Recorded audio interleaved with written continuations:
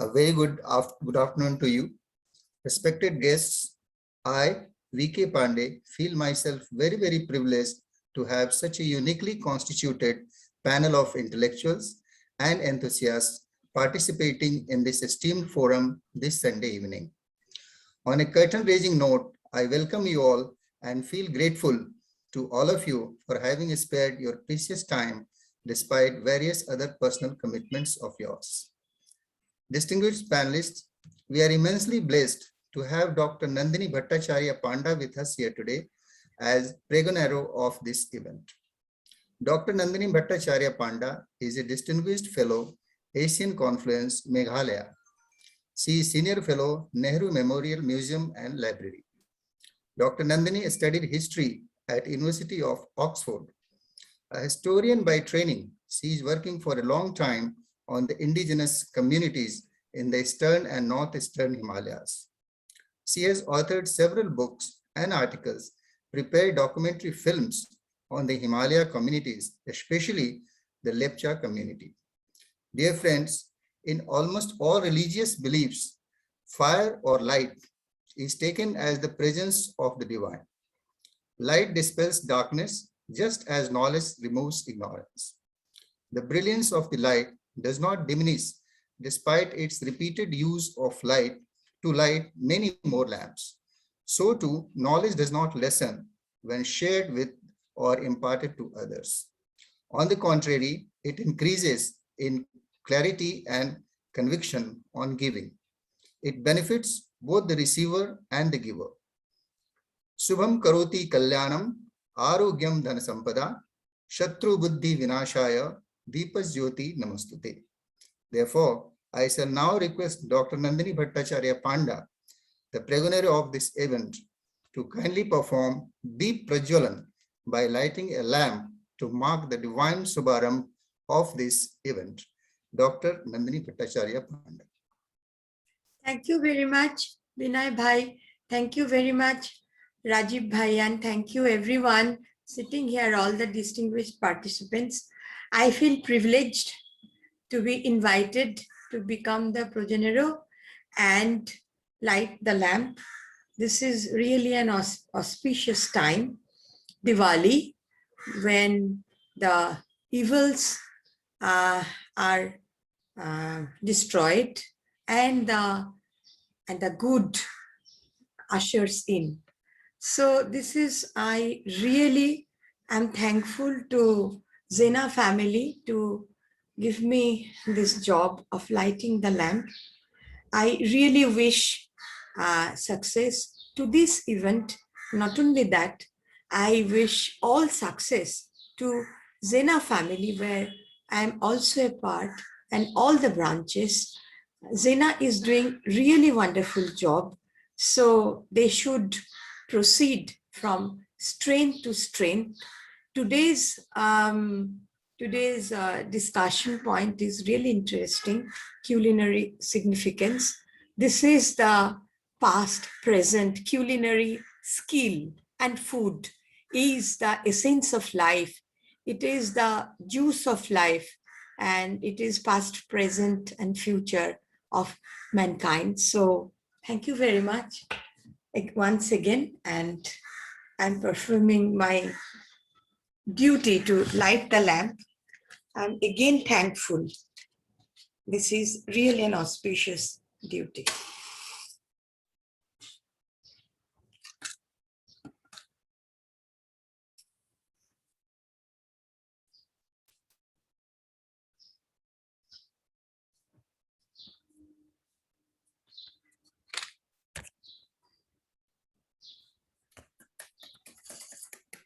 Oh, wow.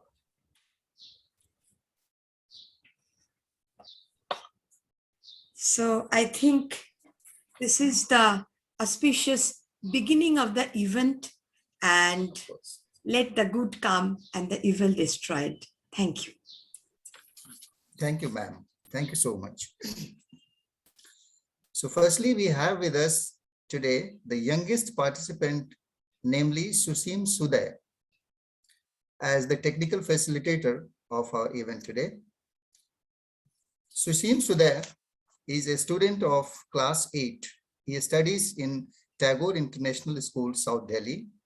He is an ardent artist and likes to paint using various medium. He is passionate about people of war zone as he feels they go through a lot of suffering to live their lives. An excellent coder, a certified game developer, he was a part of a special global coding event where he learned about the Red Planet and took part in exciting Mission Mars coding hackathon. Also an excellent swimmer and footballer, he is a very good actor too. He created a movie for Chin Film Festival of India. He recently played a role of Ram Prasad Bismil for his school Independence Day celebrations. His interest lies on reading and researching on militants. Really amazing. That was Susim Sudai. Thank you, sir. Then we have another role player with us, or you can say the key role player. She is none other than Rajshri Das. She is the in charge of sound and recording.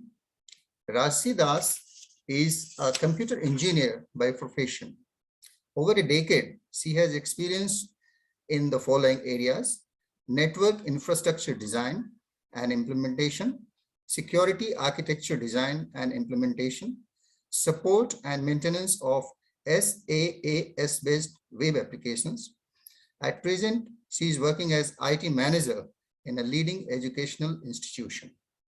She is also a software developer and works on different government projects as a freelancer. She bakes as a hobby and has turned into an entrepreneur as well. Please welcome Rajshri Das. Thank you, Bhaiya.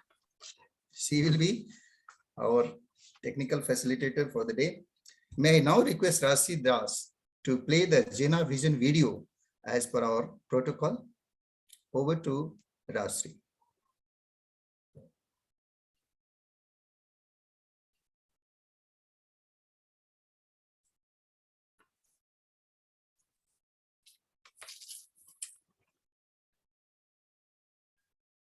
Xena World Vision Document.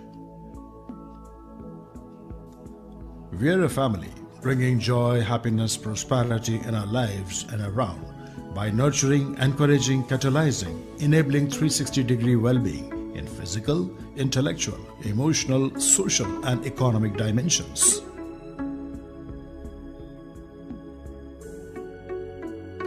Our vision: abundance of joy, happiness, care, and prosperity for all.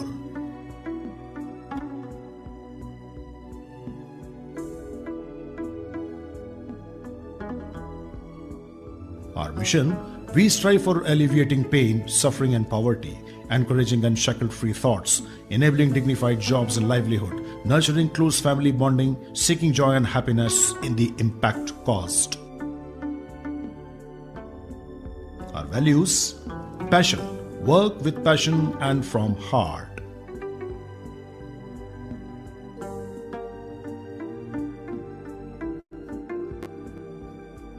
Our values: humility, learning attitude, mutual respect, and open to listening to others.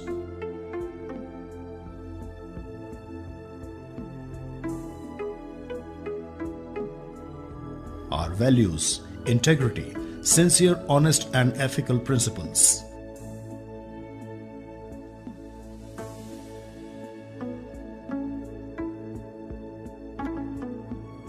Our values: empathy, understand and feel others as your own.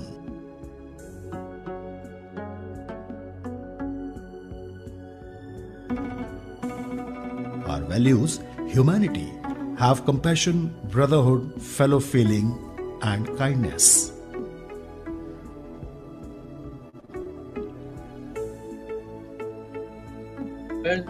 Our values: joy, work that brings joy and value, diversity and inclusion.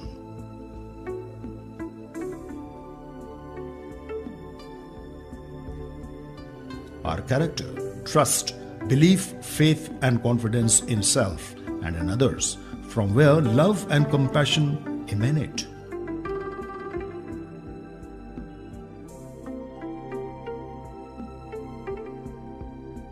Our character, virtue, high moral values, patience, consideration, trustworthiness, and forgiveness.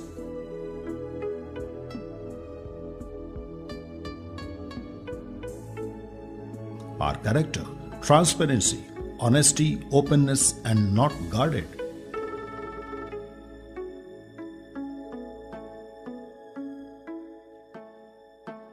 Thank you.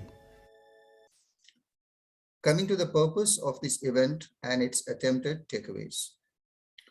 Food and nutrition are the way that we get energy for our bodies. We need to replace nutrients in our bodies with a new supply every day. Water is an important component of nutrition. Fats, proteins, and carbohydrates are all required. Maintaining key vitamins and minerals are also important to maintaining good health. The effective management of food intake and nutrition are both key to good health. Smart nutrition and food choices can help prevent diseases. Eating the right foods can help your body cope more successfully with an ongoing illness. Understanding good nutrition and paying attention to what you eat can help you maintain and improve your health. Food is an important part of cultural heritage and national identity too. It can connect us to the people and places, bringing friends and families together. The very topic of today's event, culinary cognizance, signifies that it's an awareness session for enriching our lives with a palatable delight.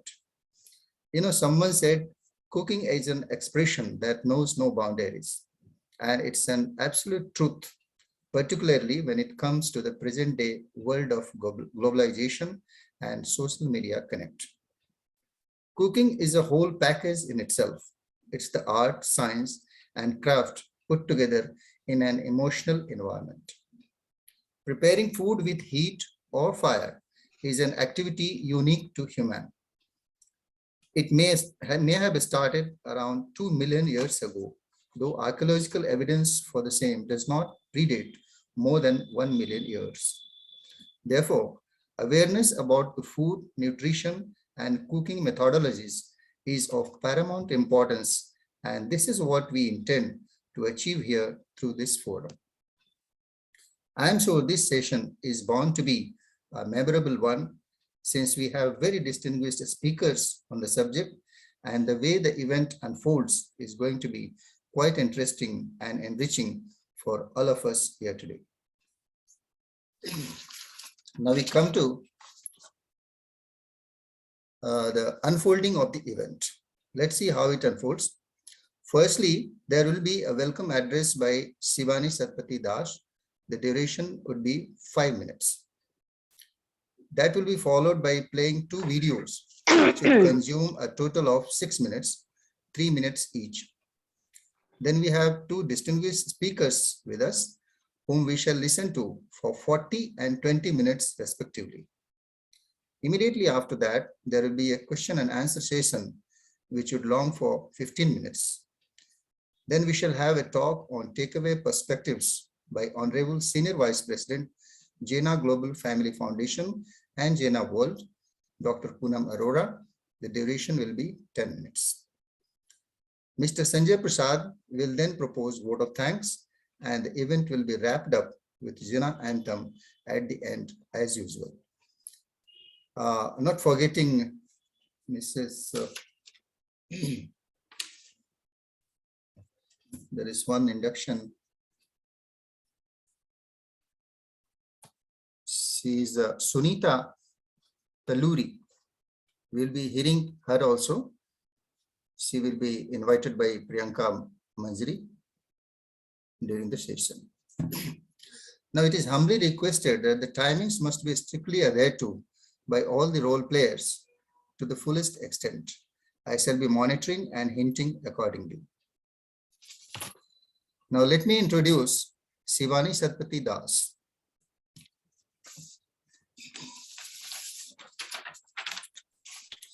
Shivani Satpathy Das is a homemaker. She has done her master's in psychology possesses immense love for art and culture. She is wife of a civil servant who is serving in Kolkata. She has traveled the length and breadth of West Bengal during transfer and postings of her husband. She has 2 children, both are settled in their own fields. She loves painting, experimenting new recipes, takes keen interest in not-for-profit activities, and extends her support in her best capacity.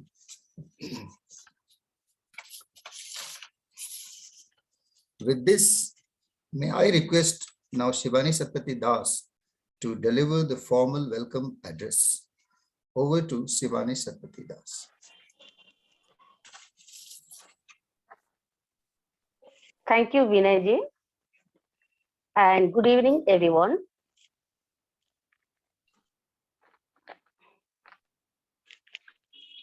शुभ संध्या।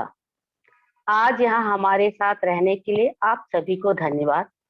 हम आप में से उन लोगों का स्वागत करने में समक्ष हैं जो लंबे समय से हमारे साथ हैं और साथ ही जो जना वर्ल्ड परिवार में नए हैं। आज के स्वागत भाषण को देने की जिम्मेवारी सौंपे जाने के लिए मैं सम्मानित महसूस कर रही हूँ। यह इस फाउंडेशन के उद्देश्य का सही प्रतिबिंब है, जहां परिवार के प्रत्येक सदस्य को अवसर दिया जाता है। मैं यहाँ आपके सामने सिर्फ इसलिए हूँ क्योंकि फाउंडेशन को मुझ जैसे लोगों पर भरोसा है। मुझे यह अवसर देने के लिए मैं आयोजकों का धन्यवाद करती हूँ।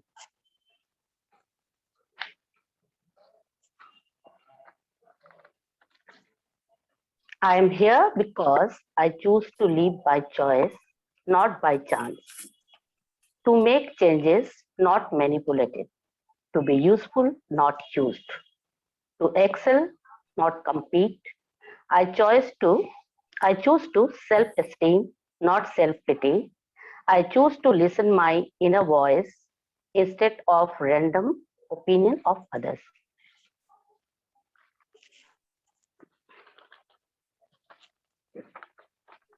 Zana Outreach Foundation.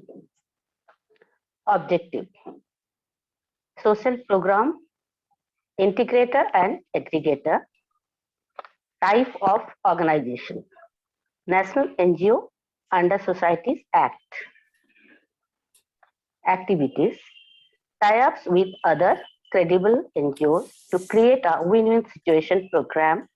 Execution for Zana International Foundation to organize revenue-generating events. Sustainable project sharing with Zana Global Family Foundation.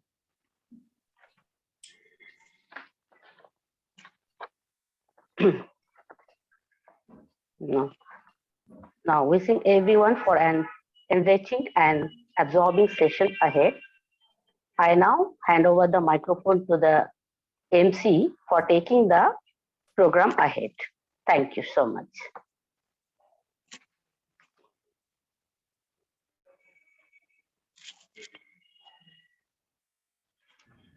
Vinay ji, unmute. Thank you, Shivani. Now we have 2 interesting videos with us. I shall request Rashri Das to play the 2 videos. The one which is the great memories and milestones, followed by the video explaining the importance of the memories. Over to Rashri for playing the 2 videos.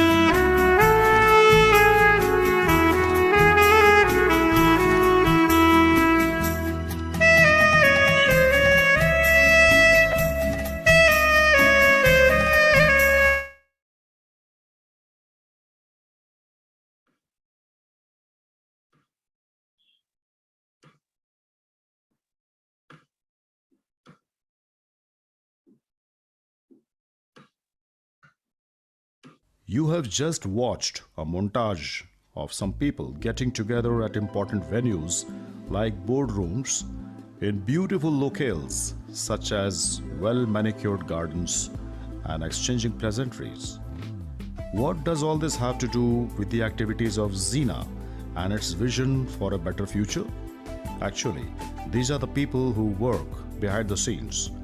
They have taken time out of their work and family schedules to gather at centrally located places to discuss important issues.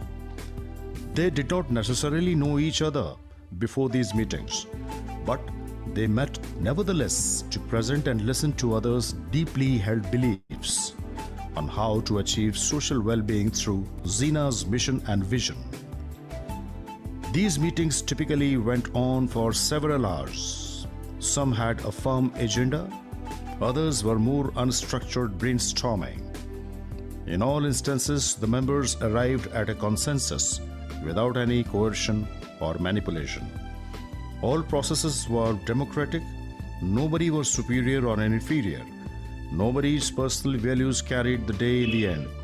We show these pictures of people arriving at decisions on how to move forward, what to prioritize given the urgency of certain themes and contexts, and what to avoid so that the group unity doesn't suffer. These snapshots of people exchanging flowers, posing for group shots, and exchanging information about each other are indicators of cooperative working, respectful disagreement, and newly forged alliances based on mutual respect. These memories and milestones are a commitment to our larger mission and a promise that if you decide to join one of our many working groups, you too will have a sense of meaningful participation and collaborative learning.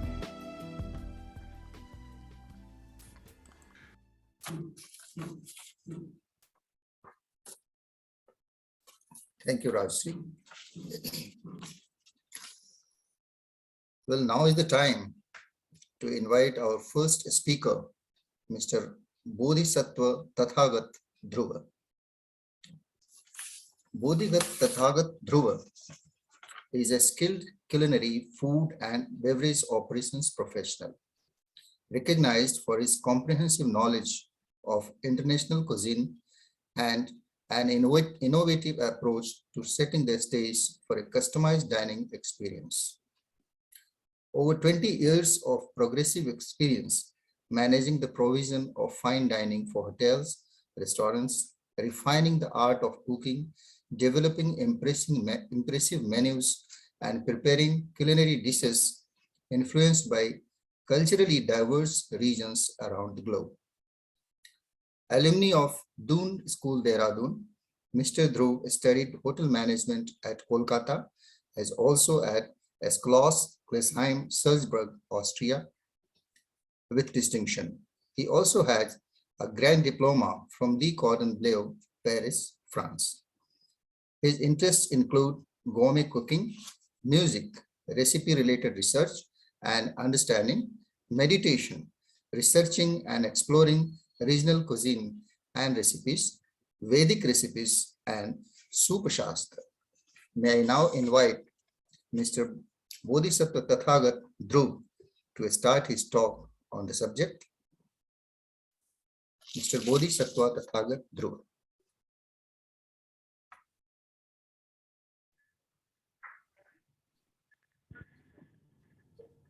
Can you hear me?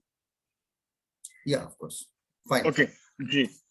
Okay, so let me just tell you a little about myself before I start talking about anything. And basically, in a nutshell, my whole life has been based on food. Then came in at a later stage, meditation, and that is after school, work life, let's say.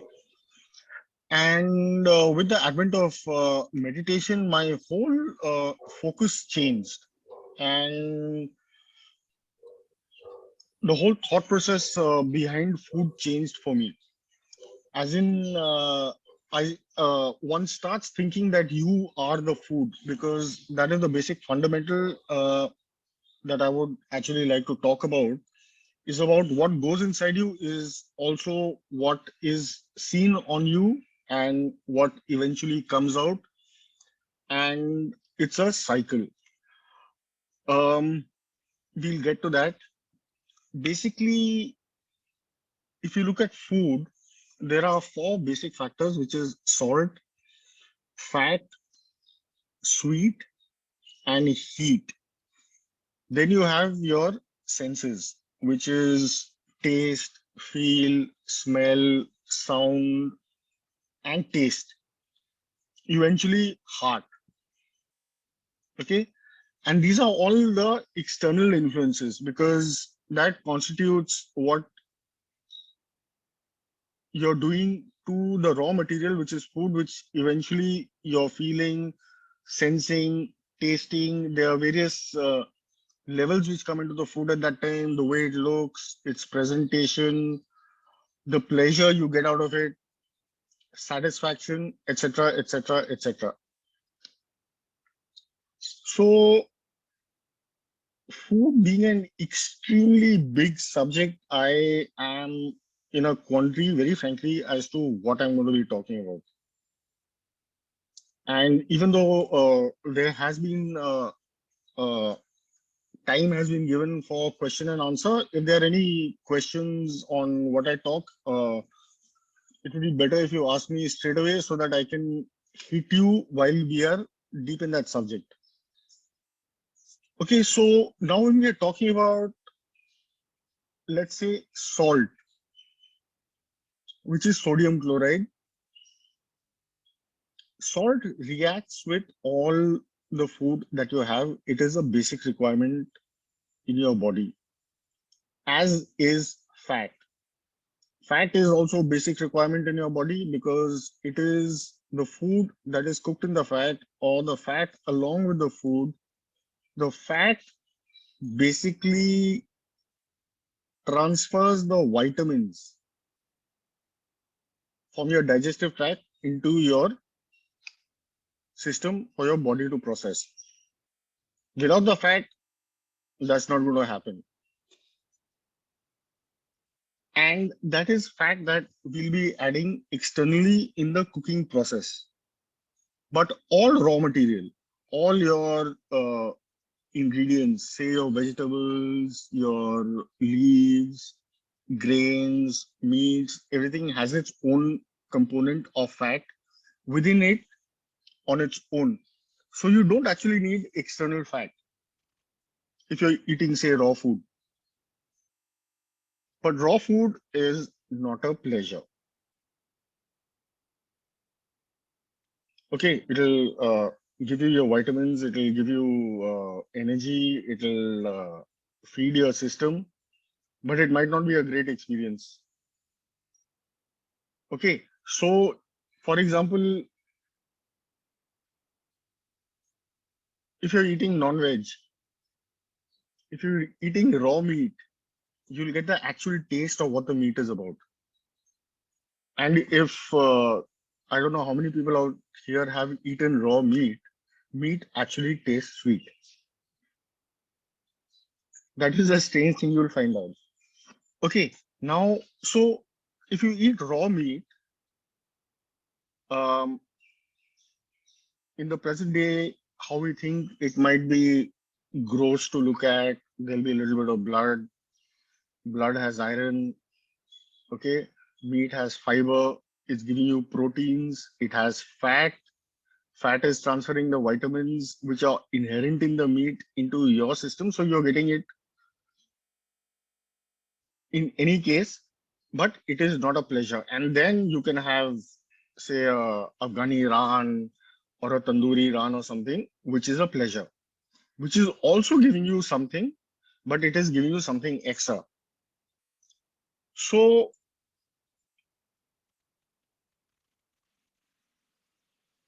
that's what food basically is. And you must understand that you are also food.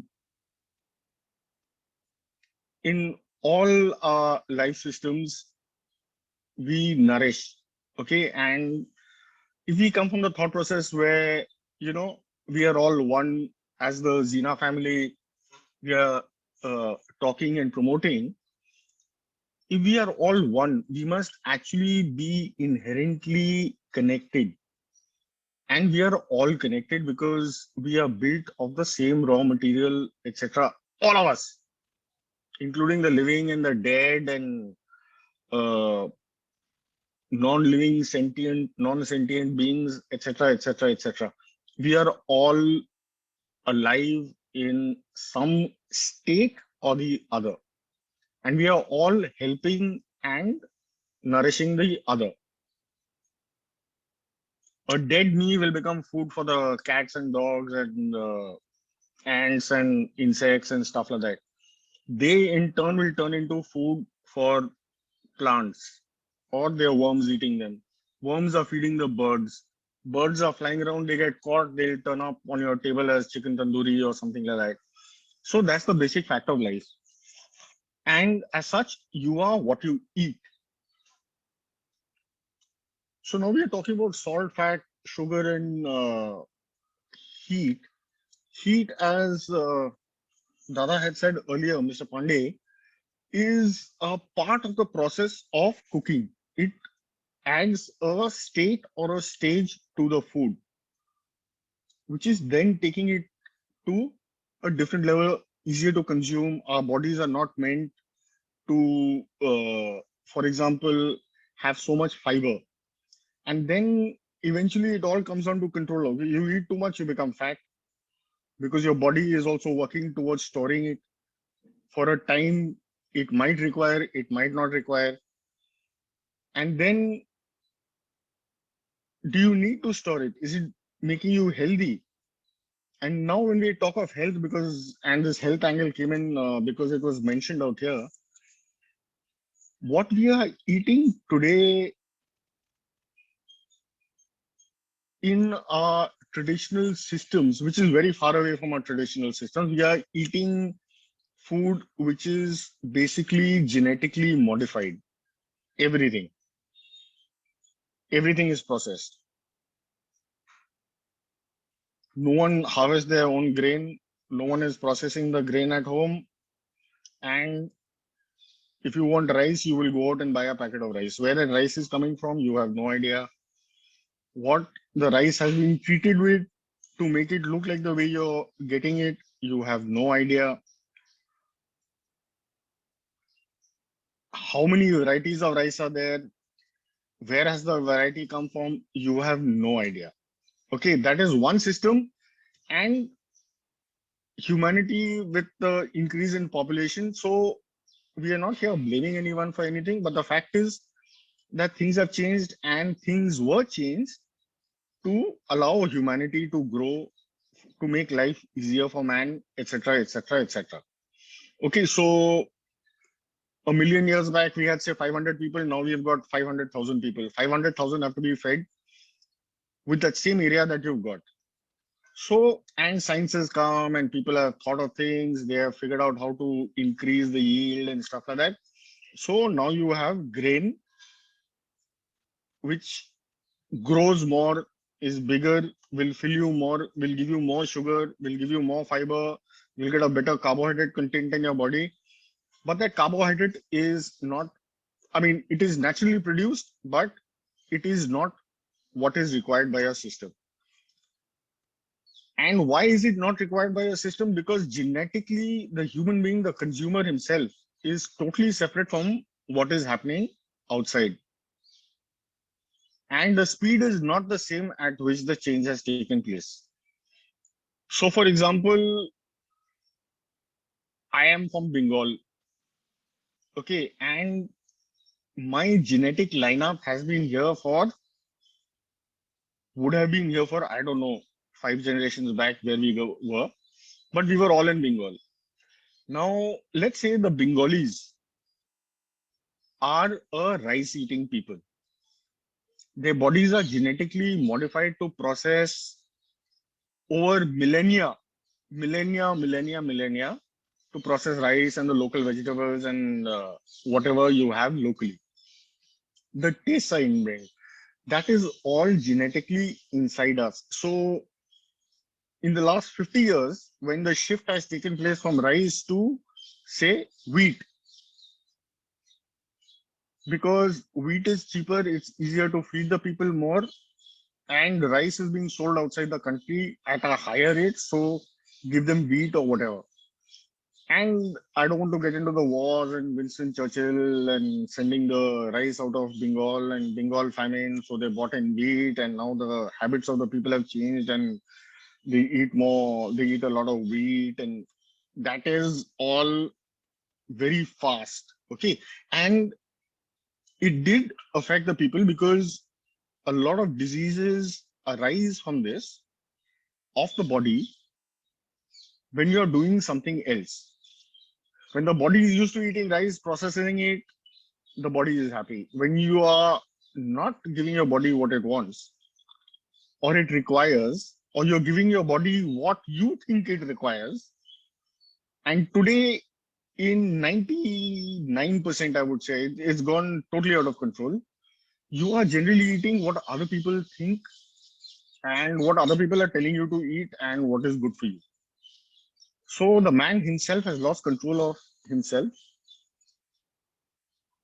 in my mind, at least in my understanding. And as a result of which, I would rather go and eat a McDonald's burger because I see 10 ads in a day saying McDonald's is great, it's 30 rupees a burger, whatever is cheap. I'm getting bread, I'm getting meat, I'm getting little bit. So I'm getting my carb, I'm getting my protein, the meat is cooked in fat, there's a layer of mayo, I'm getting a nice pleasurable experience by eating it. They've got a little bit of salad on top, which adds a crunchy crispiness to it. They're giving you potato fries on the side. Okay. And it's easy, it's fast, it's in a air-conditioned atmosphere. There are lots of people hanging around, music playing, everything. So everything has been curated for you to enjoy that experience. So you are enjoying that experience. You're going there to enjoy. You are not going there to eat or feed your body. These basic things are in disconnect in our lives of most of the people, which is the cause of a number of health problems and stuff like that. For example, at least in my research and in my study, I found out, and there's a lot of deep research. I will provide the papers and stuff like that as and when required or questioned, but till then, I will not. Our own, for example, let's take fat, which was the second part after sodium chloride. Your sodium chloride, yeah, so let's get back to fat. I'm losing my focus. Fat. What are our traditional fats in India? Mustard oil, coconut oil, ghee, butter from ghee, curd, and various other vegetable oils. Not vegetable oils, sorry, nut-based oils would be almond oil, would be peanut oil, chekku, as in Tamil Nadu, okay, gingerly, as in your till, sesame seed, okay. These are our traditional oils, and these are the oils that were traditionally consumed in our country, or let's say in our region. And in a very general sense, if you look at it, leaving apart mustard and sesame and peanut and stuff like that, ghee, if you go back historically in Europe also, right through Southeast Asia, right from, say, Persian civilization west, or the Chinese civilization east, okay, Chinese, Southeast Asian, everyone, it was all cow based. So the cow is looked up to for as a provider. What is being done now is another story. And but the fact is, the cow is a source of fat. It's a source of meat. It's a source of fertilizer for your vegetable patch in your house, and it gives you milk, which then turns into fat, milk, curd, which are all good for you.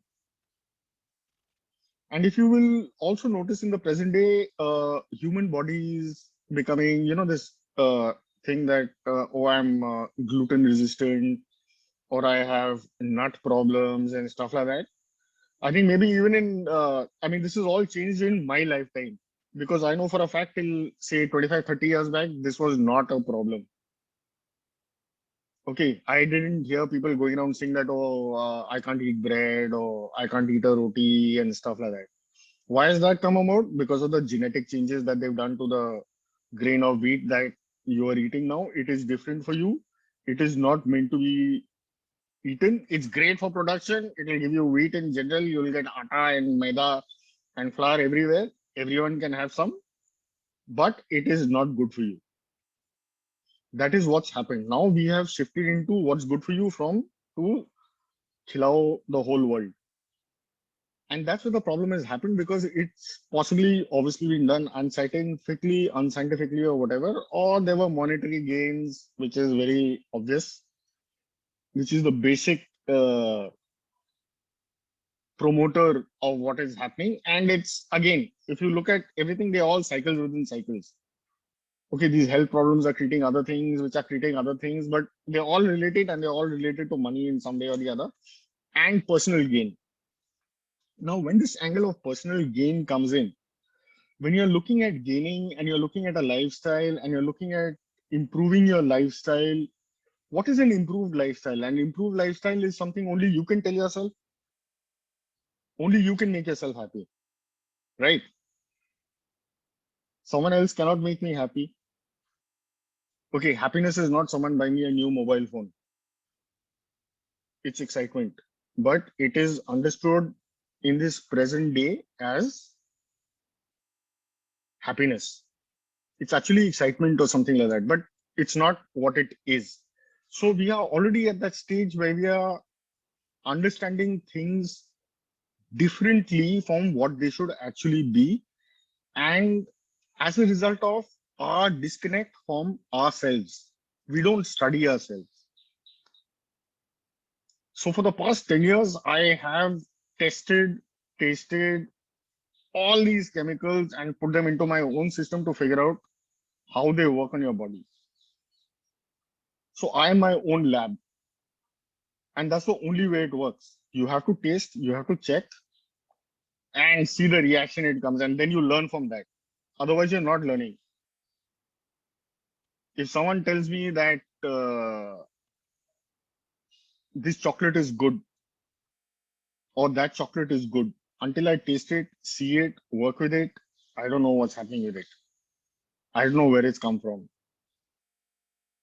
You have a lot of chocolates now, Paul and Mike, Paul and Jones, this, that, it's being grown in India, cocoa bean plantations in the south, and they're doing it in Assam also now and stuff like that. The cocoa bean, as is everything, is the very basic fundamental I keep coming back to, and I'm telling you again right now. The cocoa bean and the chocolate is a South American thing, right? The soil type, everything in South America is different. The soil type in India is different. We are all a part of the whole. But it doesn't mean that I bring cocoa from there, plant it in India, and I'll get the same product. I won't. I'll get great Indian cocoa and say it is mind-boggling and stuff like that. But it will not be the same thing as the Colombian cocoa. Chocolate, okay? And then the Dutch will pick it up, take it to Holland, treat it with amylase or something, give it a little hint of chlorine and send it back. That tastes better. Why? Because they've scientifically figured out how to improve the taste for the human being. And then again, you're looking at it from outside. The pepper from India, South India, or the peanut oil from, say, Tamil Nadu, or the Guntur chili. These are fixed from there. I cannot take a Guntur chili and grow it here and expect it to taste the same, look the same. It's impossible because the ingredients and the soil type is totally different. So coming back to the same thing, if we are a whole, it is easier to grow all the cocoa in Colombia, buy it from there, and you'll get a great product world around. If Gobindobhog rice is great in Calcutta or Mednipur, you grow it there and you transport it all the world over. No problem. But the Gobindobhog rice from, say, Mednipur, you try and grow it in Punjab or you try and grow it in Bihar, it'll taste totally different. And over a period of time, people have, they've genetically modified it. They've killed off the old varieties, or the old varieties have died because they were low yield products, and low yield products didn't serve the purpose at that point of time. And at this point of time in our lives, in the world, with all this ecological damage and pollution, etc., etc., etc., we are just making the situation worse. So we've been collecting seeds and stuff like that and storing them and saving them. And for example, your Dehradun Basmati is gone. It came from Afghanistan. And I spoke to the people who got the rice, their families, and they said that the rice tasted better in Dehradun than it tasted in Afghanistan. That's the Basmati rice. So, and that Dehradun rice, because of its low yield, is gone now. Now you've got 100 varieties of Dehradun rice, all numbered, available online, but none of them are where that original Dehradun rice was. That is the result of what we are doing right now. Okay, we are changing things, we are molding them to our systems. Now, vegetable oil, coming back to fats, you have your local fats, you consume your local fat. Why do you want to have Saffola? Did your grandmother ever know what Saffola was? Did she squeeze sunflower oil out of sunflower seeds? No. Were they chopping palm trees and squeezing all the fat out of the palm trees, killing all the orangutans for fat? No. Because they spread poverty. Poverty is spread all over the world because the population goes up, there's less for everyone. It's automatic. Some societies will stay rich, some societies will become poor. There'll be the middle that will be there. Okay, now if you cannot destroy the environment for your own personal gain, which is the basic fundamental at this very moment. Now, here where we are talking about helping everyone and getting people to learn and do things good, you must teach them basically they must buy the right thing and they must eat the right thing. And everything is controlled with your mind. Okay, a chicken butter masala is awesome. It tastes great. With a butter naan, it's even better. But it is good maybe once a month. It is not good every day. It is not call Swiggy, Bachan's Dhaba, get butter chicken and get 2 rotis along with that. That is not good for you. But that is the lifestyle we are living nowadays. And if you're going to lead that kind of lifestyle, you will obviously reap the results of that kind of lifestyle. So there's a lot of management of the self of the human being himself, understanding which a man or a woman or any living being needs to know, that there's a certain level of control which is not there. It's become easy now. You don't have money, so you've got credit card. You couldn't afford a butter chicken earlier, but now you can afford it whether you have the money or not. You don't have to pay for it. If you don't have the money, you've got a third party you can go to who's now going to pay your credit card bills. So where are we headed? And this same fundamental is inherent in our eating and our food.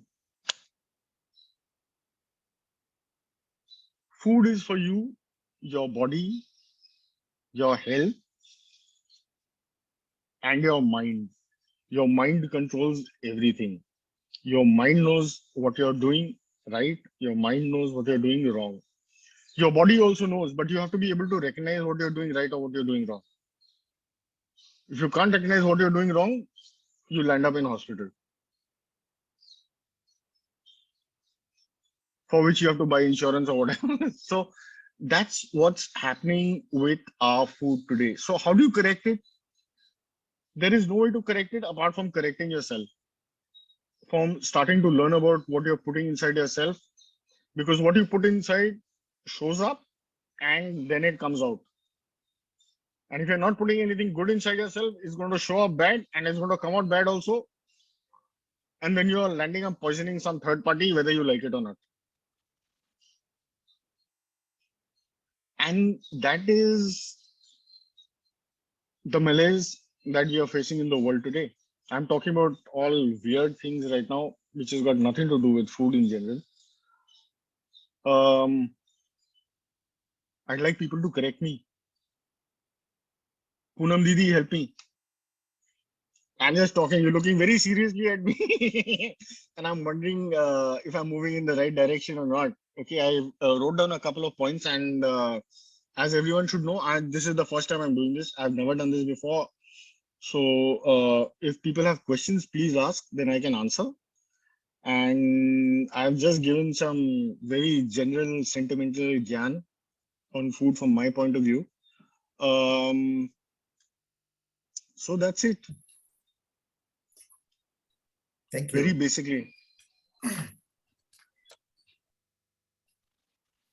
Now I'd like people. Okay, and Diwali was mentioned. Okay, now why is Diwali? Diwali is a season, lights and giving out sweets.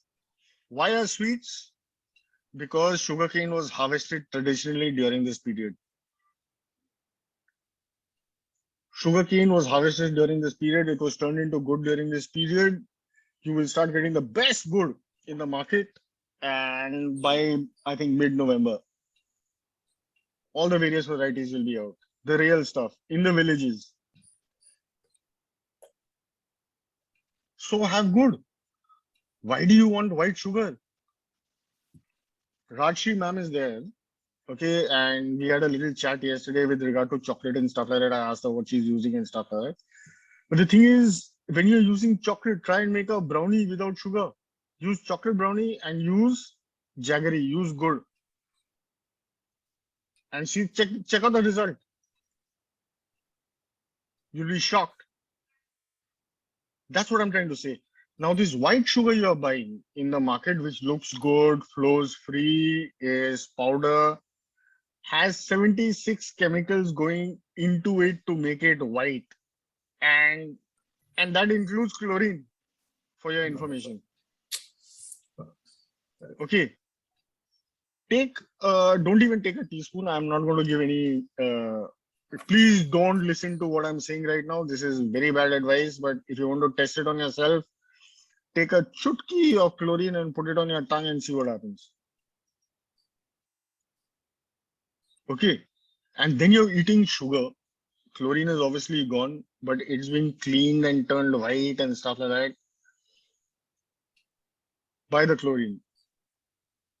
Some traces of that will remain in the sugar that you're putting inside your body. You won't feel it on your tongue, but your stomach is reacting to it. Your body is trying to fight it. Your mind, your system, your liver, your kidneys start working overtime because like, what is this stuff that's coming inside me? Take it out. Your liver is trying to digest it, can't digest it. What kind of sugar is this? Isko store it away. I'll handle it later. Then you get fatty liver. So that is what you're doing to yourself. And then you say, I'm sick. Abhi chini to khana hi hai. ठीक है, have chai with good. That people won't think because it's like, how are you going to do that? But all these guys, I mean, if you go and walk into a shop and someone offers you, say, a cup of coffee in a coffee shop and gives you Demerara sugar. Okay, what is Demerara sugar? Demerara sugar is Angrez ka good. Okay, now I'll pay 10 times the amount. Sugar is like 80 bucks a kilo in the market. I'll pay $750 a kilo for some branded Demerara sugar on Amazon right now. Okay, that is it. That, but so, and your local dude down the road, your local Kirana store is selling local good, वो तो खरीदने का नहीं है. So that turns, and that is what you're doing to yourself knowingly. You get excited by that branding. That image has been pushed onto you 100 times. It's great, it's great, it's great. Saffola is 75 rupees a liter. Why do you want to buy ghee at $500 a liter? Your grandmom had her own cow. She'd make her drink her milk. She'd make her own ghee out of it. Instead of using 5 teaspoons of Saffola, she would have used half a teaspoon of ghee and come out with the same thing. And that is the same reaction I'm seeing in all my cooking right now. If I use ghee instead of Saffola or any of these vegetable oils, my consumption is way lower. Way lower means it's shocking to me right now. And the result is the same, even better. Ghee doesn't go bad if it is not, if it's stored properly. Okay, it doesn't become rancid. If it is airtight in a glass kind of bottle, it will never go bad. Your Saffola oil or something you'll use 5 times the amount, the oil will pick up the flavor of the food that you're putting into it. Whereas in ghee enhances the flavor of the raw material that you're putting into it.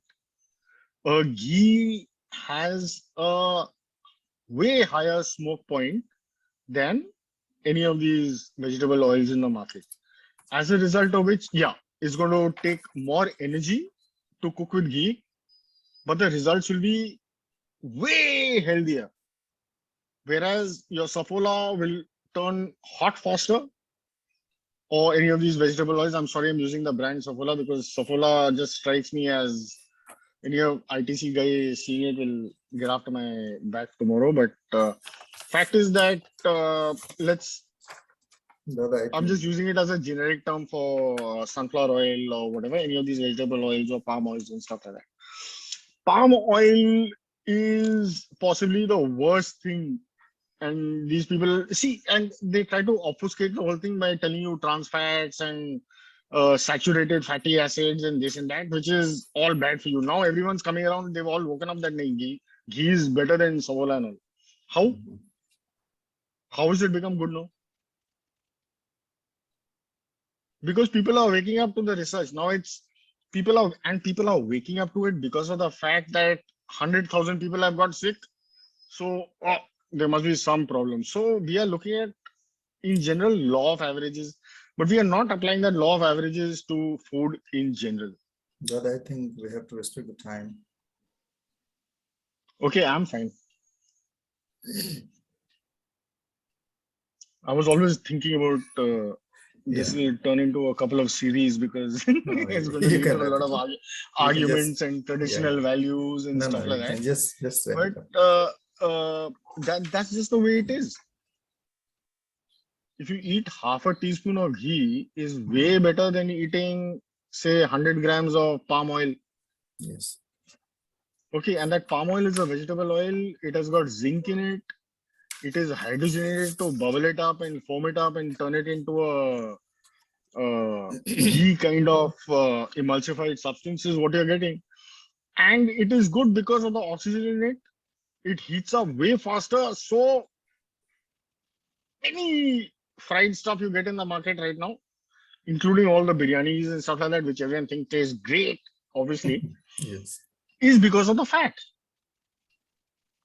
Dhruva bhai, Okay, if you've got- Dhruva bhai, interjection. Dada. You had claimed that 40 minutes how you would consume would become difficult for you. I promise you an entire event will be dedicated because you've got so much of stuff. But for this, I'd love to do that because this is now interesting and it's good fun. And maybe we can collect questions, then I can check them out and then. Yeah. So today, because unfortunately I did not know that you actually can deliver uninterrupted for hours and hours. I promise you we will have a dedicated event on that. But today we have overshot the time. So let us proceed with our program as planned. Okay. Sure. I'm looking forward to Parthu Dada's chat. Yeah, thank you, Dhruv. It was really enriching. The next speaker with us is Mr. Vishnu Patro. Vishnu Patro is an accomplished engineering and management professional, a technocrat in its truest sense. He is a tech-savvy professional with 37 years of career, reflecting a strong leadership qualities and hands-on experience on project and program management, service delivery, channel operations, business analysis and development, and relationship management. As of now, he holds the coveted position of Director, Assessment Solutions at Prometric India Limited. May I now request Mr. Patro to please come over to the mic. Hi, Mr. good Vishnu evening. Patro. Thanks, Vinay. Good evening to everyone. I'll be talking about, the topic which is there to save a meal. Although I am not a professional cook, it's my hobby. Yes. And for various reasons, you need to cook every day. So there are mistakes, errors that happens because it's an art and everybody cannot cook it perfectly well. So I would be touching upon about the flavors and how you can manage when you have an error.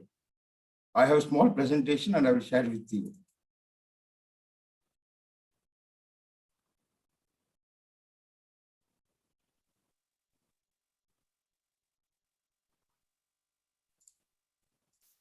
Just give me a minute.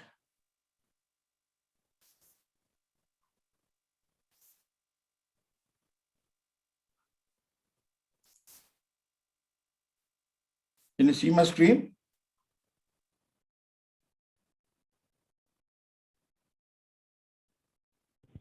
Yeah. Yeah.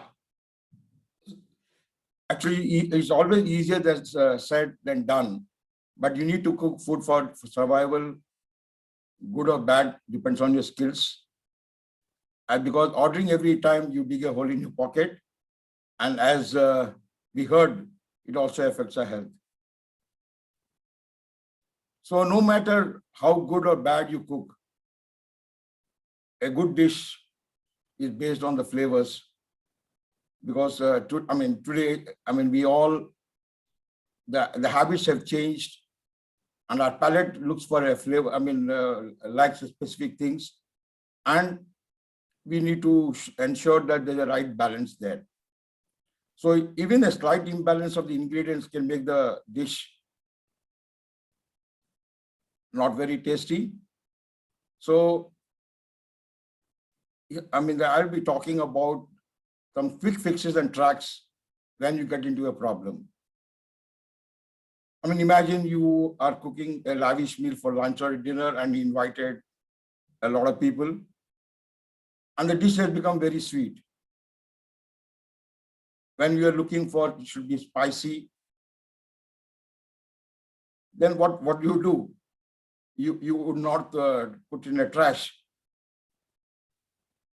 So, and there's a blunder. Well, all blunders do not have a fix, but for this you have a fix. So let's understand how we combine the various flavors that allow us to do a colorful dishes every time we cook.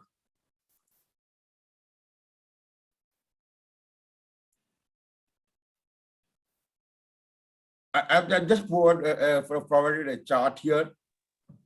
Vishnu bhai, just one. I think you can question. go for slideshow. Yeah. Okay, because your computer screen is coming. Go for slideshow.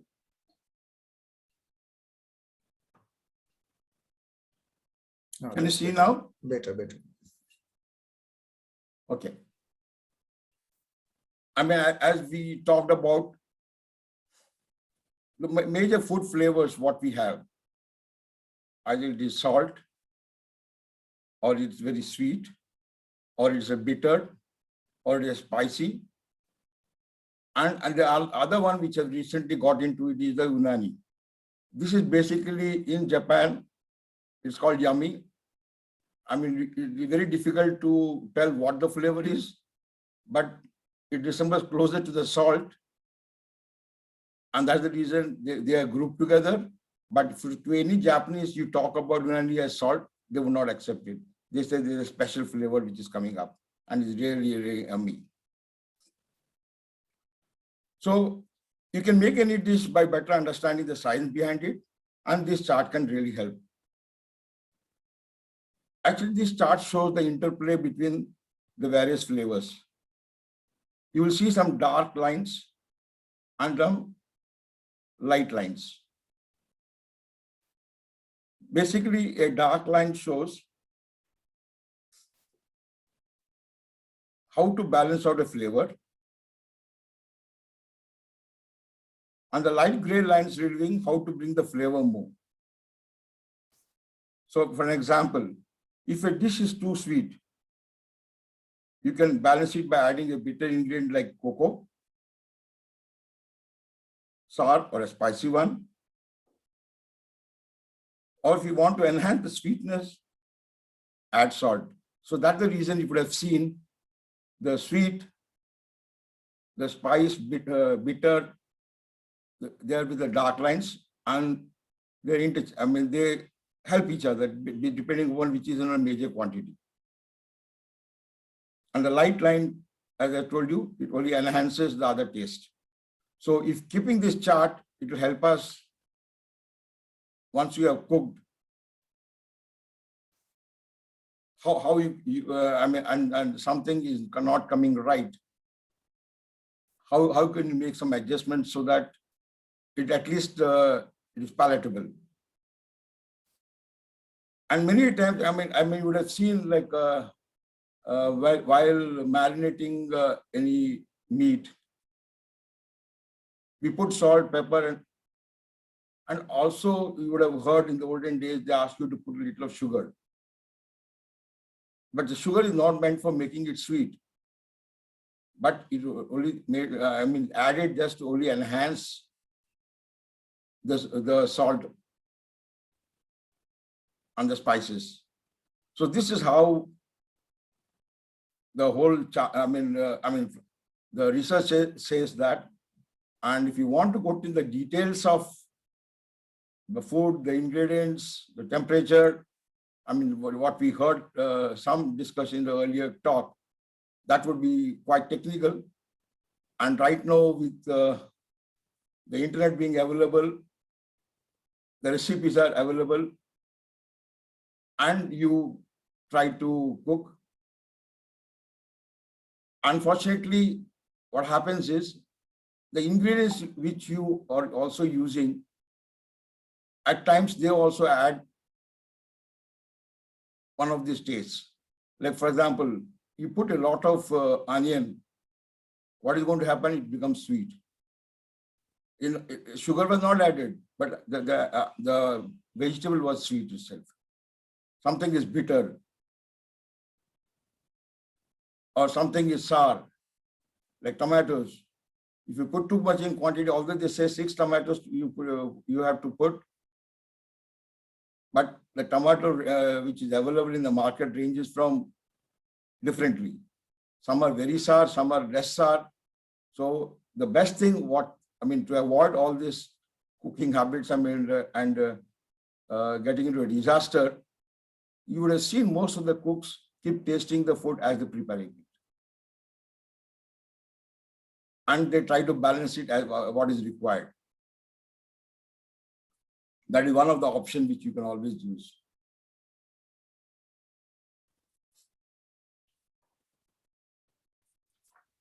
And why we're talking about all these flavors, typically it is very popular that we all like the Chinese or the Thai food.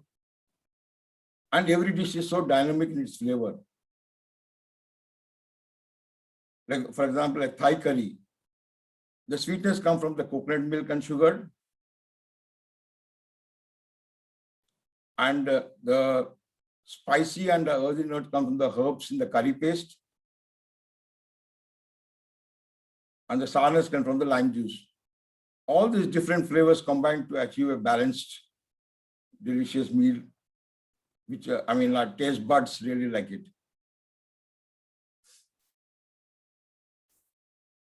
So now that you prepared and there are issues, like you find the dish is too salty and we don't want to throw it.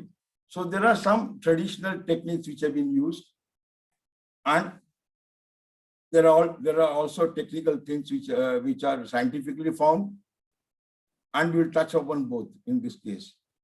Like raw potato, scientifically they don't accept it, but it works for most of us at home. Just peel the potato and cut into two pieces, and just put in the dish to become very salty. To a certain extent, the excess salt will be soaked into it, and you can throw it off. The other way is you can add more vegetables to it, or you can put a little more additional water so that it becomes thinner. It all depends upon to what extent the damages have been made. Like traditionally in India, the other thing they use is a flour dough. They make the round balls of the flour and just again put it in the dish, which has become very salty. Excess salt again we're going to pick up, and you can throw it off after you have done it for 15 to 20 minutes. So fresh cream, and if you're using boiled potatoes, that's the best thing you can also consume in your food, and also it balances the thing. So similarly, we have the curd, milk, vinegar, and sugar.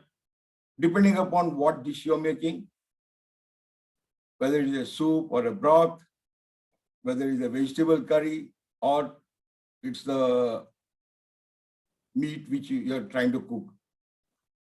So what I have done is, with each of the tastes, I have come up with some rescue tools, which I call it technically, which could help you in overcoming the error which has been there in the system. Similarly, if it is too sweet,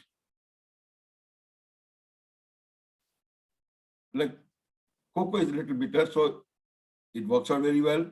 Or you can put a lemon juice or a vinegar. These are the small things which all normally we have at home. So you could use them, or you could use it with balancing with some seasonings.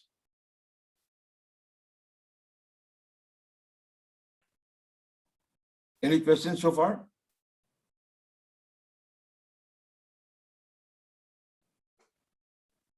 And something has become too sour. Typically, adding a little sugar would help. And as you heard earlier, whether it is sugar or is good or it is honey, they would all serve a similar purpose with a distinct flavor of each of them they have. So from the health point of view, or otherwise, whichever you have at home, you can still use these remedial measures to bring back.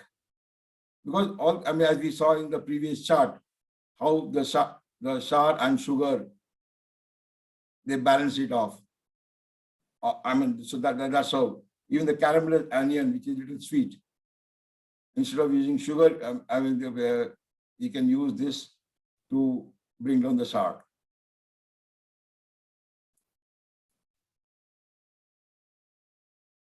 You have seen like the bitter gourd and all this thing when you're cooking. You or your mom, whoever has been cooking, they'll put a little sugar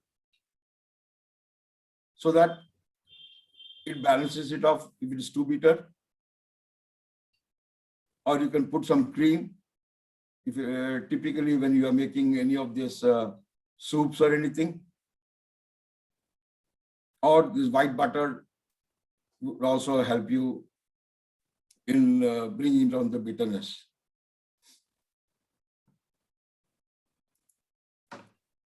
Similarly, sometimes your dish is too bland. I mean, typically what I've seen is you travel to Europe or to the mostly or the US, you'll hardly find any taste to it because being in India, we are used to our great spices and the flavor they bring in. So it's absolutely bland. And that's the reason the only thing they keep on the table is a salt and pepper, so that you can balance it out. So, but I was trying, and the first time when I went to Moscow, I was sitting in a restaurant and I was not able to eat.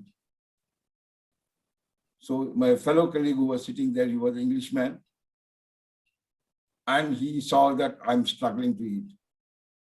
Then he took out a small the red pepper bottle and said, try this out.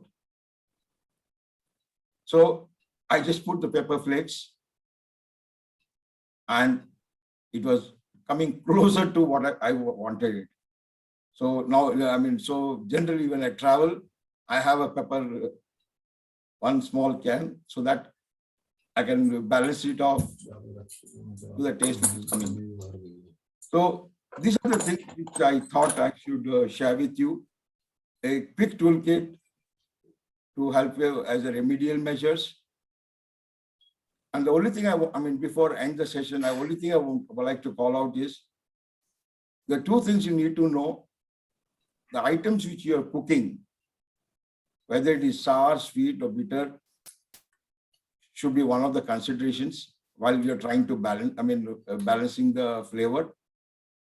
And then you have the additional spices and which are available to us. How they taste, whether they taste sour, like a cocoa should be bitter, or putting a cream or something like that, which is flattening. So these are the things you need to take into consideration while preparing a meal. And the best thing is, the advice is, if you're trying your own recipes, it is fine. And if you're trying to follow any of the recipes from the website, be cognizant of how you're doing it. I mean, we will not talking about the whole techniques, because every spice and the materials have the different cooking level, the heat, and that's the reason which one has to be put first, which one has to be put next. There are variations, and different people have studied and found out you can try different methods. Some people will fry onions first. There are some people who fry ginger and garlic first. So all of these are different flavor, and end of the thing, based on all the ingredients you're using, you're just trying to balance it off. So this is what I thought I would share with you. And this, I'm coming to the end of my session. I'll make it short. If you have any questions, you can ask right now. Thank you, Vishnu. Thank you so much. It was really very enriching. Now the time has come to introduce Priyanka Manjari. Priyanka Manjari is a self-regulated humanist, a double master's in business administration and politics. She has learned French and Spanish out of her interest. An essentially excellent expert in public relations, leadership, administration, and coordination. She has more than a decade and a half of working experience in civil society, associated with various NGOs to guide, suggest, coordinate issues of concerns. Currently, she is working with India Habitat Center, an elite organization that provides a physical environment to serve as a catalyst for a synergetic relationship between individuals and institutions. Her strength is based on dealing with the course of life that comes her way. And at the top of all this, she is the treasurer of Zena Outreach Foundation. She believes in William Ernest Henley's poem, Invictus, that ends with I am the master of my faith and the captain of my soul. Please welcome Priyanka Manjari. Thank you so very much, sir, for your kind introduction. I would like to now welcome, first of all, I would invite questions from the listeners of the event. If there are any questions, the house is open for their questions and queries. They can either ask or they can also write in the chat box. Along with that, I would also like to introduce our next speaker. Our next speaker is Sunita Talluri. Sunita Talluri is a Bachelor of Arts. Let me give her introduction first before she speaks. Sunita Talluri is a Bachelor of Arts from Kakatiya University, Waranga in year 2009 and Master of Arts Sociology in 2011. Has completed a craft certificate course in food production from State Board of Technical Education and Training, Hyderabad. She underwent entrepreneurship development program from Center for Entrepreneurship Development, Hyderabad, and a vocational training in hotel management and catering technology from Pinnacle College of Hotel Management through ITC Kakatiya, Hyderabad, both in year 2011. She also attended entrepreneurship training program on chicken products processing for small scale units conducted by National Health Research Center on Meat under Indian Council of Agriculture Research, DARE, Ministry of Agriculture, Government of India. I welcome Sunita Talluri ji. Is she around, Sunita Talluri? Yeah, I'm here. Namaste. नमस्ते, आपके पास 8 minute का समय है ma'am. Yeah. Thank you. First of all, Please go ahead. very welcome to all and namaste to everyone. My name is Sunita from Hyderabad. Actually, this is started as a passion, my food, from my childhood. So my grandmother used to prepare all in front of me, everything like bulk items. So I used to see every minute and every second. So every summer she used to prepare so many items like pickles and spice powders and curry to share to everyone, to her daughters. In entire year, her program is this only. So I addicted to her to almost what she's doing next. So next after that, I was completely was in studies. I was diverted when I grew up. So slowly I was interested again in crafts like woolen work, crochet works, and everything. Whatever I see, I used to prepare with hands so many craft works. So then, even though I'm not feeling happy that I should do something, but not this is not right. So then suddenly starting interested again about my cooking. So then slowly it was improvement in about food and all. So every time I used to think, so what is the next, what I can prepare better than this. So I used to think about my grandma and I used to prepare very well now. So suddenly it's turned to passion. So then till today, I was completely in food cuisine only. So I don't have time to think in other things, even not even crafts. But I will prepare sometimes because to presentation about my food, I used to prepare that craft with some plates or something like boxes for chocolates, gift items also I used to prepare. So sometimes I used to think, everybody is saying, wow, your food is a very delicious, very tasty. So then I used to think that is I should start something. So then I slowly started thinking about my business. So then I was started. Then it's a very nice so a very nice comments came from everybody, this which is I'm giving very organic, like previous taste, like karam podi, idli karam, that is a nalla karam, and curry karam. So everything like that only from last generation, my grandparents, what they presented to us. The same thing I'm presenting now to everybody.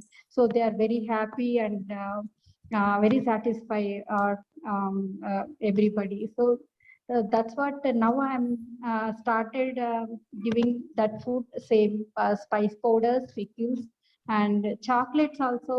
Nowadays, everybody wants health and taste also. So that's why I was started about the chocolates for ladies, for hormonal imbalances and everything. So even kids also can have, everybody. I mean, dark chocolates with fillings also should be good taste. So everything I used to think about change of taste and with health. So that's what I'm preparing organic food, which grandparents was making, happily presenting us.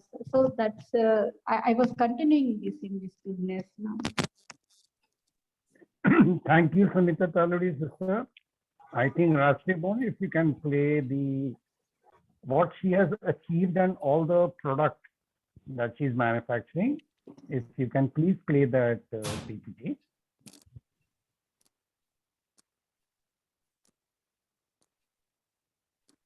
Rashri.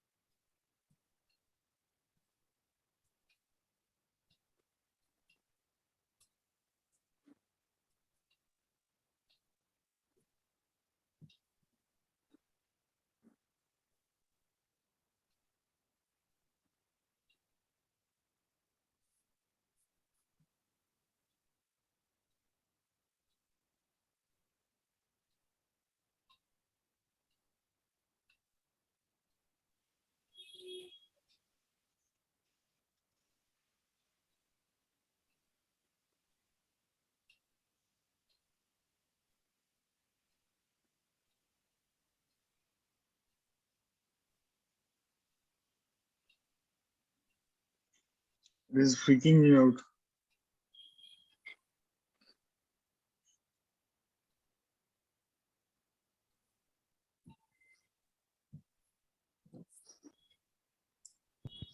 Thank you, Rashri. I think Vinay bhai, Thanks. we should, Yeah. because we have run, we have Slightly. overshot our Yes, time. yes, So yes. we can take up the next item. Mhm. Now is the time to invite Honorable Senior Vice President, Jena Global Family Foundation and Jena World, Dr. Poonam Arora, to tell us about the perspectives of and takeaways of this event. May I request Dr. Poonam Arora to please come over to the mic.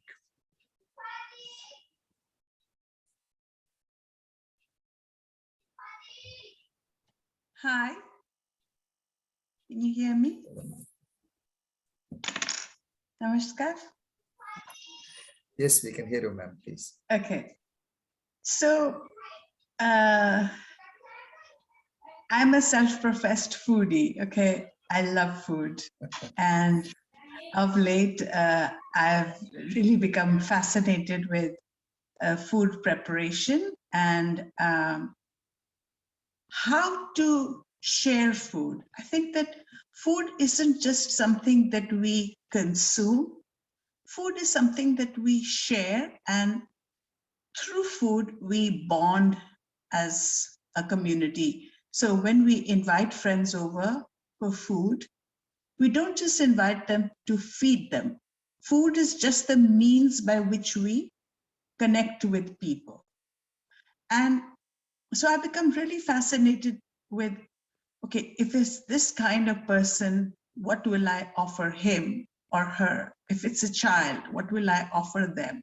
And not just what will I offer them, how will I prepare it? How will I present it?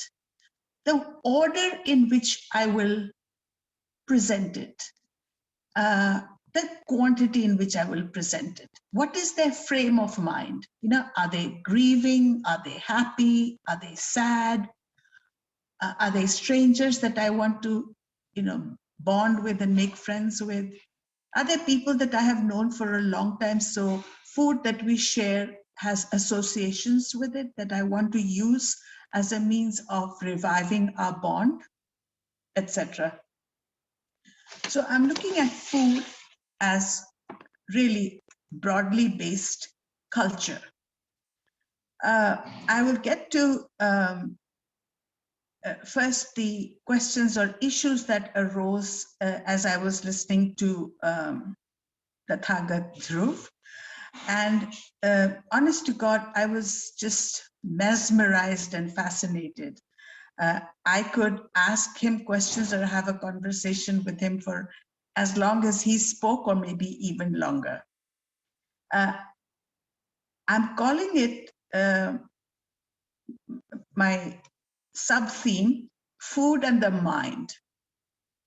Dhruv ji, of course, spoke about food and the body, food and history, food and our genetics, food and genetically modified stuff that we're putting into our bodies, and how that is violating the history of the organism that we call our body and the social unit that we call society. I'm, of course, very interested in the latter part of his career, or his current preoccupation, or his current vocation as a Buddhist meditator and Buddhist researcher. So I want to balance out, to use his metaphor, balance out what he said about food and the body with food and the mind. So my topic for both the speakers and all three speakers is the impact of food on the mind. We know that in our traditions, we have the conventions of, if somebody is grieving, I'm sorry, I keep mentioning grieving for obvious reasons, but we know that certain kinds of food will make you happy. Certain kinds of food will calm you down. Certain kinds of food will excite you. Certain kind of foods are aphrodisiac, they'll stimulate your sexual energies, etc., etc. So would Dhruvji like to say something about how food impacts our mind and how our mind impacts the way in which we consume food?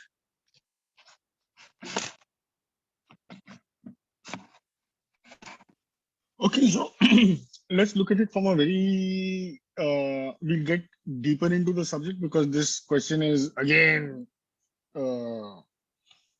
something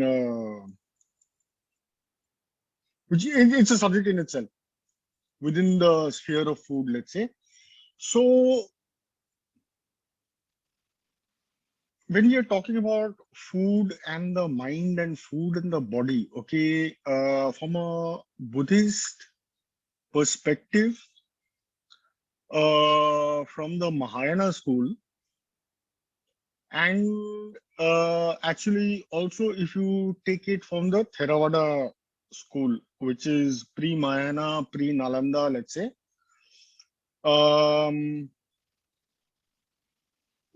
is basically an offshoot of the Vedas. Okay, and Buddhism at present, the Theravada school and combo of say Mahayana is possibly closer to Vedic fundamentals than Hinduism in its present form that we see today. Okay, so let's just take it all back to a generic period, say maybe 2,500 years back, let's say. Okay, now during that period of time, it was very clear that the body is one part, the mind is one part. Okay, that's where the whole debate on self and non-self and everything comes in. But if you relate it to food, also you look at it from the Mahayana point of view of the observer. So your mind is the observer and your body is the observed. Okay. So if your mind knows, I mean, if your body knows that it is being observed, then it automatically makes changes in its own system. Okay. And a lot of Vedic medical systems, going back to the Rig Veda, where you have your Vata, Kapha, etc., hot foods, cold foods, energy, as you mentioned, come up, which is, again, as I said, I'm not going to talk about it right now. I'm going to talk about it very generically, is that if your body knows what it's putting into itself and it sees the results that are coming out of it, then it automatically corrects itself. And I'm a prime example of that because I was 96 kilos in weight. I had 2 heart attacks. I had diabetes till 3 years back. I was having 180 milligrams of Dilzem to stay alive because my heart was out of sync and stuff like that. And I've come down to 65 kilos. It is very simple. And so the meditation, meditation is basically a system where you clear out what's happening in your mind. Okay, stuff is going to keep on happening in your mind. Your mind is going to keep on observing while you're meditating also. What is this guy meditating? But then if someone tells you to meditate and say, take Krishna's name 1,000 times, in our fundamental, in my fundamental, you miss the point, because if you're counting how many times you've taken Krishna's name, that is where your focus is. And very frankly, for me, that comes down to food also. If you think I'm paying 1,000 rupees for this rice and I'm getting rice for 10 rupees, your focus is on the money, not on the rice. So if your focus is changed, your mind should be able to recognize where it's headed and what you're doing. Are you doing the right thing? Or are you doing the wrong thing? For yourself, forget about other people. What other people are doing, only their minds can control. Otherwise, you are into the advertising game and then you're trying to push that, Diet Coke is damn great. Diet Coke Pure, you'll be this thing, and everyone can try it and check it out and they say, yeah, Jolly was correct. Great. But until you experiment in yourself and your body comes to know in itself what is good for it and what is bad for it. And till 20 years back in my life, I thought eating so much of this, eating so much of that, or doing so much of this, or running 20 kilometers in a day is great. It doesn't work for you. 20 kilometers in a day is for an athlete. He is built for that. That is him. He can do it. Okay. So when guys say, yeah, PT Usha, she ran 100 meters, she didn't get the gold. She's not good. She is great. She is brilliant. She's fastest lady in India. End of story. She's great for the Indian system. Okay. Then you bring a guy from Africa who's used to running 200 kilometers a day up and down a hill after tigers, or I mean, sorry, no tigers there, after lions or elephants or whatever. He's used to that. He'll beat her.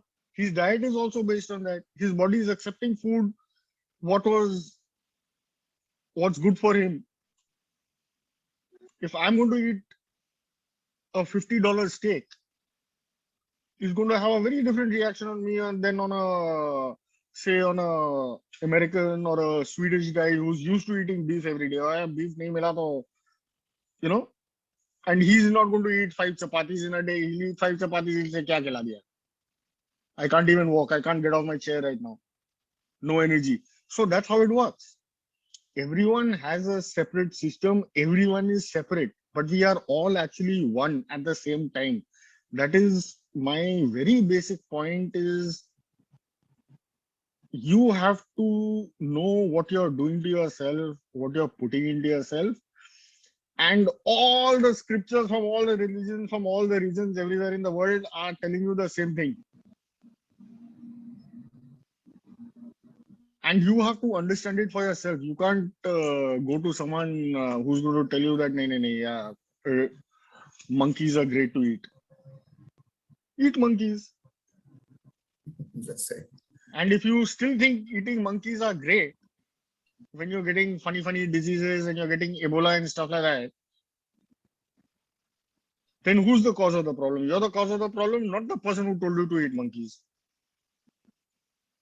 True. That is where the whole fundamental starts and ends. So there's a great level of understanding yourself which is involved in it, and everything else, very frankly, to me, I don't understand. It happens on its own. How it is happening in my mind, in the back, in the subconscious and conscious and all, I am not interested. It's a waste of my time. I'm happy going out and finding trees and plucking leaves and eating them and then figuring out, yeah, this tastes good, that tastes bad, this is not good. That is where it ends. But you got to know for yourself. Okay. Good. Thank you. Yeah, I like that approach very much, that you establish your own personal relationship with food and figure out. I promise we will dedicate one dedicated event with Dhruv. But as you see, we are just 1 minute short of 6 o'clock. That means we have overshot. Pardon if we are unable to give any time to anyone else. If we are allowed, let us proceed with our next item, please. Sorry for chewing up everyone's time also. No, it's okay. Now it's time to call upon Mr. Sanjay Prasad, who has been in waiting for such a long span, yet another senior most member. Before he proposes vote of thanks, let us know a little more about Sanjay ji.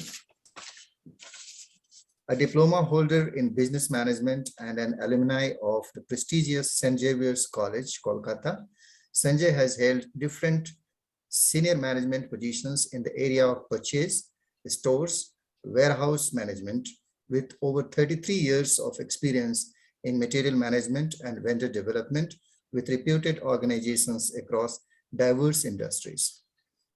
With his impressive communication skills and industry experience, he is now keen on proving his mettle in the social service sector.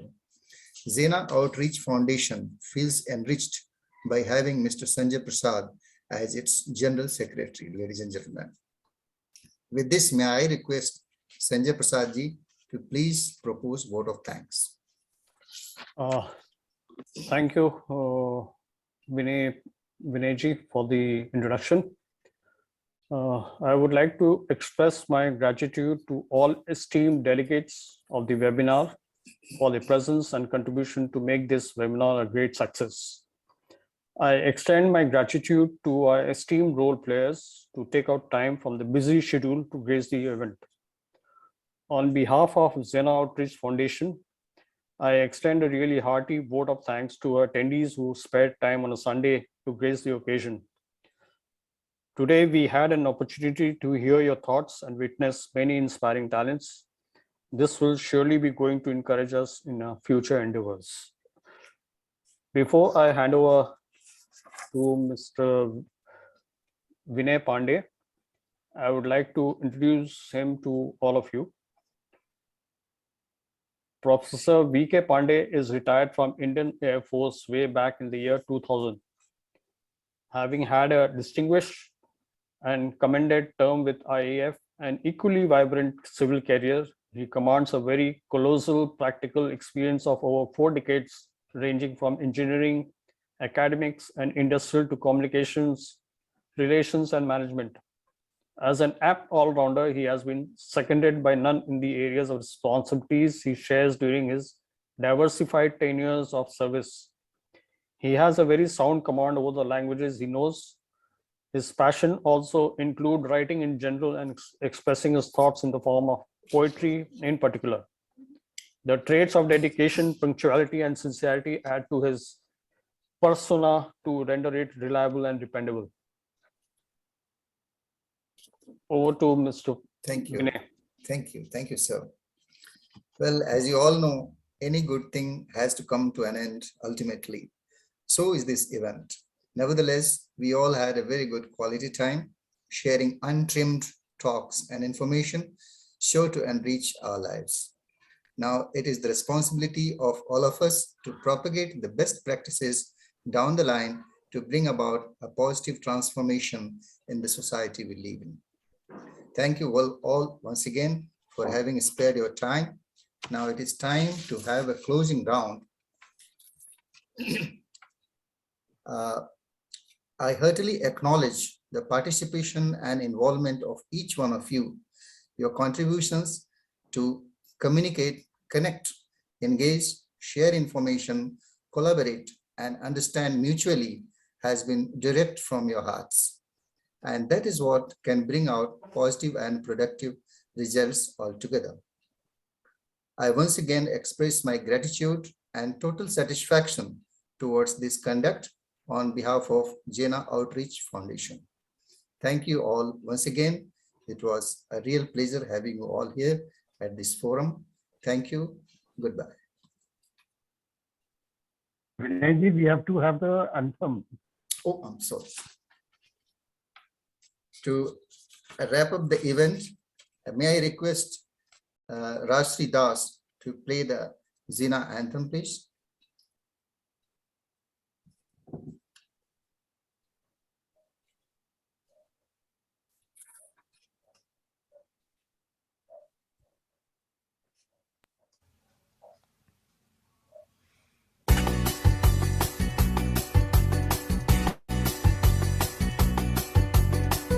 सदस्य जीनत है जीना परिवार हमारा, चारों ओर खुशी फैलाने का है अपना नारा। हम सदस्य जीनत है जीना परिवार हमारा, चारों ओर खुशी फैलाने का है अपना नारा।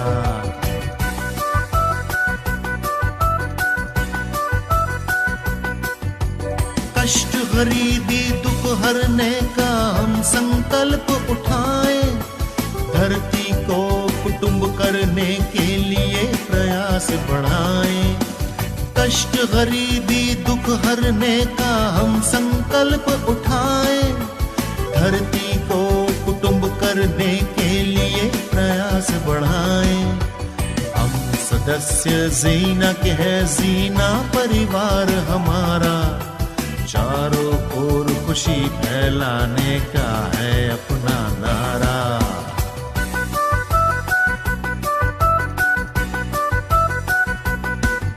सबको रोजी रोटी हो और सबको हो खुशहाली, हो निर्बाध विचार भावना सदा सीखने वाली, सबको रोजी रोटी हो और सबको हो खुशहाली।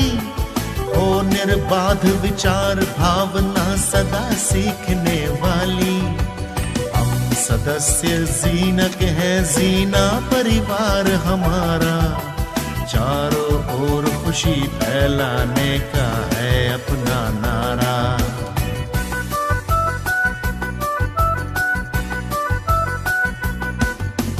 दया क्षमा नैतिकता हो और हो सम्मान सभी का, सबको यूं अपना माने के दिल ना दुखे किसी का। दया क्षमा नैतिकता हो और हो सम्मान सभी का, सबको यूं अपना माने के दिल ना दुखे किसी का। हम सदस्य जीनक है, जीना परिवार हमारा, चारों ओर खुशी फैलाने का है अपना नारा। हम सदस्य जीनक है, जीना परिवार हमारा, चारों ओर खुशी फैलाने का है